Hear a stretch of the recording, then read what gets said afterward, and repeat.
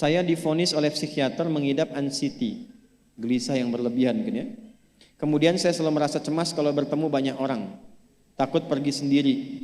Tetapi Quran surah Al-Anbiya ayat 83, alhamdulillah kecemasanku berkurang. Pertanyaannya, bagaimana caranya supaya anxiety itu tidak pernah kambuh lagi? Gini, Quran surah ke-51 ayat 49. Wa min kulli syai'in khalaqna zawjaini la'allakum tadhakkarun. Segala hal itu aku ciptakan, kata Allah, berpasangan, supaya engkau sadar cuma aku yang tidak punya pasangan.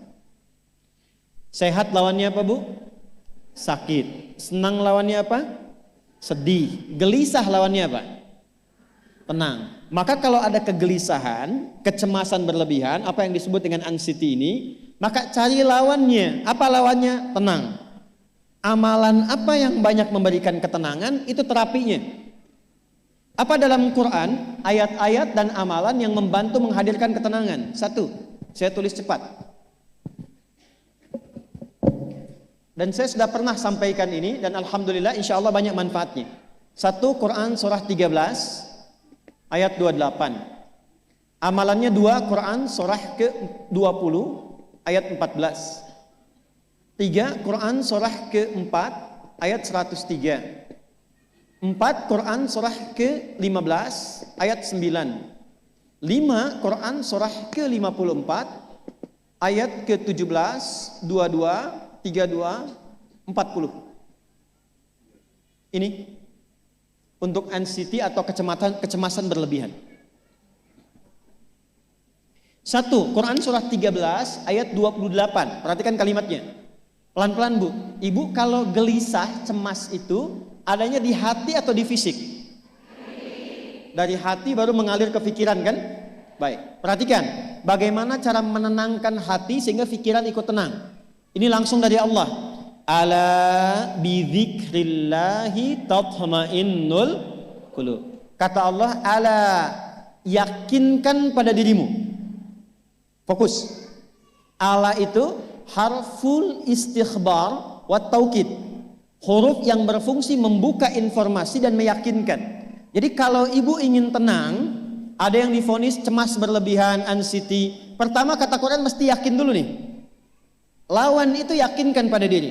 Bidzikrillahi, dengan banyak meningkatkan zikir kepada Allah, tatmainnul qulub, dampaknya ke hati memberikan ketenangan. Jadi rumus cepat menghilangkan kegelisahan, obat yang pertama kata Al-Quran, zikrullah. Apa obatnya? Amalan zikrullah ada 4. Amalan zikrullah ada 4. 1, saya lompat dulu ke yang paling cepat, yang paling gampang, yang paling mudah. Quran surah ke-4 ayat 103. فَإِذَا قَضَيْتُمُ الصَّلَاةَ فَاذْكُرُوا اللَّهَ. Maka jika engkau telah tuntas mengerjakan salat, berzikirlah kepada Allah. Ibu kalau sudah salat ada zikir? Ya? Subhanallah, alhamdulillah, Allahu akbar, astagfirullah, ada itu? Hafal ya? Itu yang paling gampang. Kalau sedang cemas, keluarkan zikir pertama dalam bentuk kalimat thayyibah. Apa kalimat pertama yang dibaca setelah salat? Bukan. Astagfirullah. Assalamualaikum warahmatullah. Assalamualaikum warahmatullah. Astaghfirullah. Astaghfirullah. Astaghfirullah. Allahumma antas salam wa minkas salam. Tabarakta ya dzal jalali wal ikram. Kalau ingin agak panjang, boleh. Ada yang versi panjangnya. Ya astaghfirullahalazim alladzi la ilaha illa huwal hayyul qayyum wa atubu ilaih. Baca 3 kali. Allahumma antas salam wa minkas salam wa ilaika ya'udus salam. Fahayyina rabbana bis salam wa adkhilna al jannata daras salam. Tabarakta ya dzal jalali. Yang pertama versi singkat, yang kedua digabung dengan doa versi panjang.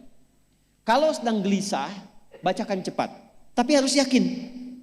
Karena kalimat Qur'annya mesti yakin. Astagfirullah, astagfirullah, astagfirullah. Jangan cuma di lisan sambil ingat Allah. Enggak, ini enggak main-main ya, ini enggak main-main. Jadi begitu sedang gelisah, cemas berlebihan, merasakan cemas, anak gimana belum datang, astagfirullah. Tapi sampaikan ke jiwa, ingat Allah, astagfirullah. Astagfirullah. Sampai terjadi perubahan dalam hatinya, merasakan ketenangan. Astagfirullah, astagfirullah. Kalau itu belum tuntas, ambil wudhu. Amalkan yang kedua, Quran surah ke-15 ayat yang ke-9.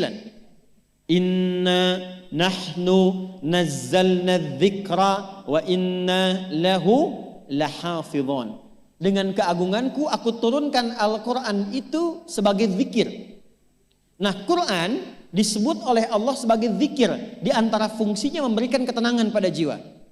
Ibu kalau sedang cemas, istighfar, masih ada sisanya wudhu, ambil mushaf menghadap kiblat. Baca, Bu.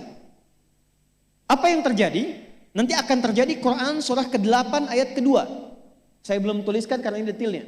Innamal mu'minuna alladzina idza dzukirallahu wajilat qulubuhum wa idza tuliyat 'alaihim ayatuhu zadathum imana wa 'ala rabbihim yatawakkalun.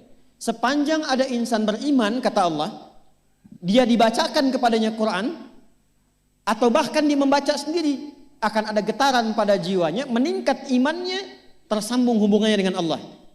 Yang paling dahsyat, ibu ambil wudhu, buka mushaf, baru dibuka mushafnya, kok tiba-tiba ayatnya sesuai dengan apa yang kita rasakan. Kadang terjadi begitu. Lu tiba-tiba ibu baca aja ibu baca. Tapi bacanya bukan cuma di lisan, sambungkan lisan dengan kolbu. Kalau tahu, cari surat-surat yang sesuai dengan kebutuhan. Misal, maaf ya Bu ya, ada yang menganggap misalnya ibu nggak punya kelebihan, ditinggalkan oleh teman, dikecilkan bahkan oleh pasangan sendiri, buka surat Ad-Duha, buka surat Al-Insyirah, 2 aja dulu. Baca dengan tulus, mengalir ke hati. Begitu ibu bacakan Wad-Duha wal-laili idza saja ma wadda'aka rabbuka wa ma. Perhatikan, rasakan surah itu diturunkan untuk ibu. Karena begitulah cara baca Quran.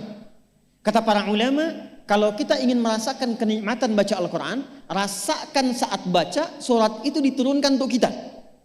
Maka cara bacanya akan beda. Wadduha, demi segala kenikmatan yang telah aku berikan kepadamu, seperti engkau nikmat merasakan cahaya duha, aku bersumpah.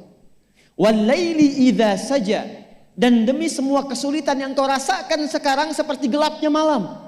Ma wadda'aka rabbuka wa ma qala. Hei, tanamkan pada hatimu yang paling dalam, aku tidak akan pernah meninggalkanmu dan engkau tidak seperti apa yang orang-orang lain katakan. Kalau ibu rasakan baca Quran seperti itu, hilang gelisah. Masih ada lagi kegelisahannya, menghadap ke arah kiblat, tunaikan sholat.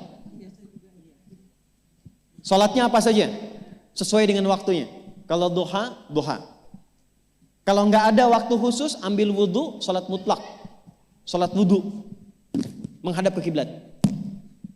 Lalu maaf, saya tutup, saat sujud, tumpahkan semua kegelisahan itu dalam sujud. Tumpahkan semua, sampai air matanya mengalir. Gak apa-apa, tumpahkan semua. Nanti rasakan perubahan yang terjadi setelah sholat tuntas dikerjakan. Karena sholat mengumpulkan semua jenis zikir ini. Istighfar ada dalam sholat? Ada. Ya, ibu ruku sujud baca istighfar. Subhanakallahumma bihamdika Allahumma ighfirli. Subhanallah ada? Alhamdulillah ada? Allahu Akbar ada? Dalam sholat baca Quran? Al-Fatihah itu Quran. Semua ada. Sudah? Yang terakhir, biasanya kalau sudah selesai sholat, ketenangan awal itu muncul. Tapi setelah itu kadang-kadang muncul lagi, kalau belum tuntas semua. Maka praktekkan isi surat Al-Insyirah. Ini penutupnya. Inna ma'al usri, fa inna ma'al usri. Apa artinya insyirah? Insyirah itu suasana hati yang lapang, selapang-lapangnya seakan-akan gak ada beban lagi. Maka kata Allah, kalau hatimu ingin lapang dan tidak pernah merasakan ada beban lagi, maka perhatikan. Alam nashrah. Hei, masa engkau merasa cemas, gelisah dan berlebihan hanya karena masalah yang sekarang kau hadapi? Bukankah dulu banyak ribuan masalah yang telah aku selesaikan?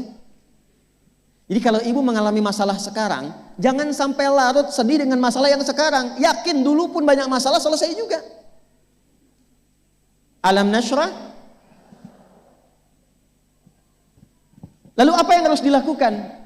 Kata Allah, seberat-beratnya beban, tanamkan keyakinan pada jiwamu. Inna ma'al usri, semua ini pasti selesai. Pasti ada solusinya. Pasti selesai. Inna ma'al usri yusra itu bahasa singkatnya begini, pasti selesai. Pasti tuntas. Yakin Allah sudah jamin pasti tuntas. Jelas? Jadi kalau sedang punya persoalan, yakinkan pada diri kita masing-masing, ini pasti selesai. Insya Allah ada solusinya. Gak mungkin Allah titipkan kalau saya tidak sanggup menjalaninya. La yukallifullahu nafsan illa, maka lakukan yang ini dan secara kontinu. Terapinya ini aja. Terapinya ini aja. Gelisah lagi, zikir lagi. Gelisah lagi, buka Quran. Sampai itu hilang, tapi itu tidak akan pernah hilang kalau ibu gak yakin bisa mengatasinya. Karena itu hurufnya dibuka dengan ala, yakinkan, itu hilang. Jelas?